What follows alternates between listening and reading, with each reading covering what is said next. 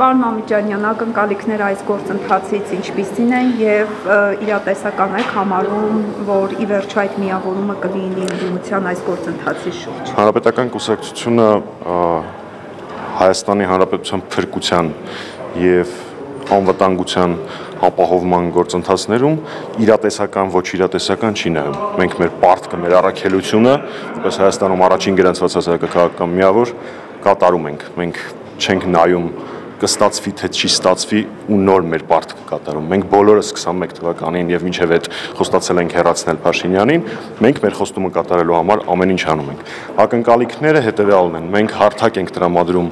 խորհրդարանական եւ արտախորհրդարանական ընդդիմությանը Փաշինյանի հեռացման պրակտիկ իրագործելի ուղիների որոնման համար եւ վստահ եմ որ դա այսօր լսումներից տեսանելի կլինի։ Փոխոցային պայքարը պետք է զուգահեռ այս պահին դիմացը տեղի ունենում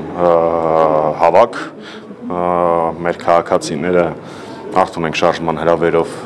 մասնակցում են այդ հավաքին եւ ուղիղ եթերով հետևելու են լսումներին, տեսնելու են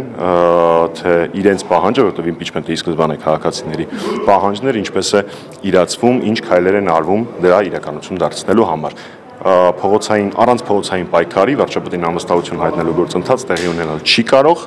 դա կարևորագույն բաղադրիչն է եւ բնականաբար, ինչպես տեսնում եք, նույնիսկ լսումների մակարդակում իրացվում է։ Իսկ իմպիչմենտից հետո ինչ ծրագրեր ունեք, օրինակ եթե եղավ իմպիչմենտ ու դուք եթե տեսնեք մեր հայտարարության տեքստը, որի շուրջ այս լսումները հավաքված են, այնտեղ կետերով նշված է, որ ժամանակավոր կառավարությունը պիտի լուծի մի շարք խնդիրներ, այսինքն ապահովի անվտանգային որևէ վայրի վերումների բացառումը Հայաստանի Հանրապետության անվտանգության տեսանկյունից, ապահովի ժողովրդի, այսինքն ասեմ քաղաքացիների միջև ատելության մթնոլորտի վերացումը, ապահովի տնտեսական կայունությունը, ապահովի զինված ուժերի զարգացման գործընթացը